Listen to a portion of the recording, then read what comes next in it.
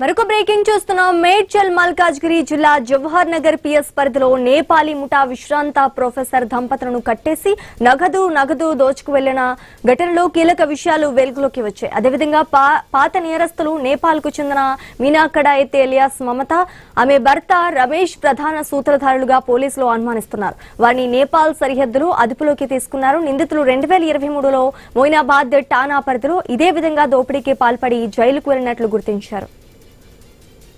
జవహర్ నగర్ టానా పరిధిలోని golf enclave లో విశ్రాంత ప్రొఫెసర్ ఎన్ మురళీ మోహన్ ఇంట్లో ఏప్రిల్ 24న పనిలో చేరారు. ఈ నెల 11న రాత్రి మీనా తన పుట్టినరోజు జరుపుకుంటారని, బంధువులను పిలుచుకుంటారని మురళీ మోహన్ దంపతులను నమ్మించింది. ఈ క్రమంలో మరో జంట వారి ఇంటికి వచ్చింది. ప్రొఫెసర్ దంపతులు భోజనం చేస్తుండగా వెనక నుంచి చేతులు వెనక్కి కట్టేసి వెంటనే గదిలోకి వెళ్లి దాదాపు 60 తులాల బంగారం ఆభరణాలు, 20 కిలోల వెండి, 30,000 నగదు దోచుకున్నారు. తర్వాత వృద్ధ దంపతులను గదిలో తీసుకువెళ్లి తాళ్లతో కట్టేశారు.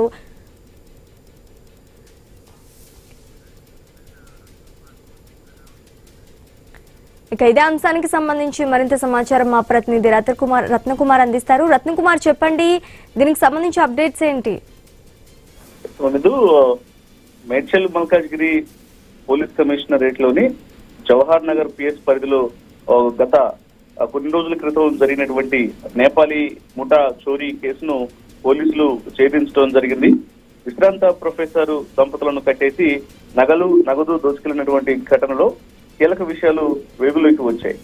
వీళ్ళు చోరీ చేసినటువంటి వ్యక్తులు నేపాల్ కు చెందిన మీనా కడాయత్ అలియాస్ మమత, ఆమె భర్త రమేష్ ఇందులో కీ రోల్ పోషించినట్లు పోలీసులు అనుమానించడం జరిగింది.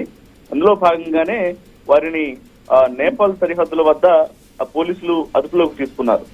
నిందితులు 2023లో మొయినాబాద్ టానా పరిధిలో ఇదే విధంగా దోపిడీకి పాల్పడి జైలుకి వెళ్లినట్లు కూడా గుర్తించడం జరిగింది.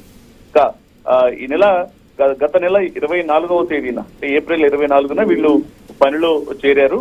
పనిలో చేరిన తర్వాత కొన్ని రోజుల పాటు విశ్రాంత ప్రొఫెసర్ ఎన్ మురళీమోహన్ ఇంట్లో వీళ్ళు పనిచేస్తూ అక్కడ వారి యొక్క పూర్తి ఇల్లు మొత్తాన్ని కూడా పరిశీలించడం జరిగింది. ఎక్కడెక్కడ నగలు పెడుతూ ఉంటారు, ఎక్కడ నగదులు దాచిపెడుతూ ఉంటారు, ఎంత పెద్ద మొత్తంలో గోల్డ్ అనేది ఉంది అని పూర్తిగా సెర్చ్ చేసిన తర్వాత కొన్ని రోజుల పాటు ఇంట్లో పని మనుషులుగా నటించి ఈ నెల 11వ తేదీన రాత్రి మీనా తన పుట్టినరోజు జరుపుకుంటానంటూ తన పుట్టినరోజుని వేడుకనే యొక్క చోరీకి కేంద్రంగా చోరీ చేయాలని భావించి తనకు తెలిసినటువంటి మరికొంతమంది నిందితులను కూడా పుట్టినరోజు సెలబ్రేషన్స్ కోసం పిలిపించినట్లు నటించింది.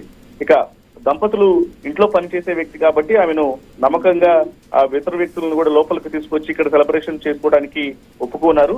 ఈ క్రమంలోనే మరొక జంట వారి ఇంటికి వచ్చింది.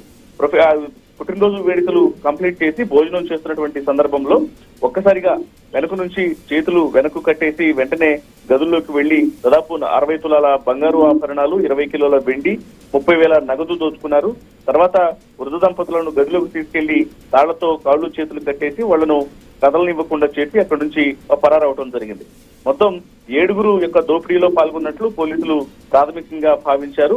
ఇన్వెస్టిగేషన్ స్టార్ట్ చేసి ఇందులో కీలకంగా ఉన్నటువంటి భార్యాభర్తలు ఎలియాస్ మమత, మీనా కడాయత్, అలాగే భర్త రమేష్ ఇద్దరు ఈ యొక్క దొంగతనానికి ప్రధాన సూత్రధారులు అని భావించిన పోలీసులు వీళ్ళని పట్టుకునేందుకు అప్పటి నుంచే ప్రయత్నాలను మొదలు పెట్టారు. ఇక తాజాగా వీళ్లను పట్టుకుని నేపాల్ సరిహద్దుల వద్ద పట్టుకొని అరెస్ట్ చేసినట్లు తెలుస్తోంది. వీళ్ళని విచారిస్తే మిగతా నిందితుల యొక్క వాళ్ళు ఎక్కడ ఉంటారు అనేది కూడా వారి ఆచూకీ కూడా తెలుసుకున్నటువంటి అవకాశాలు ఉంటాయి. Right, thank you Ratnakumar.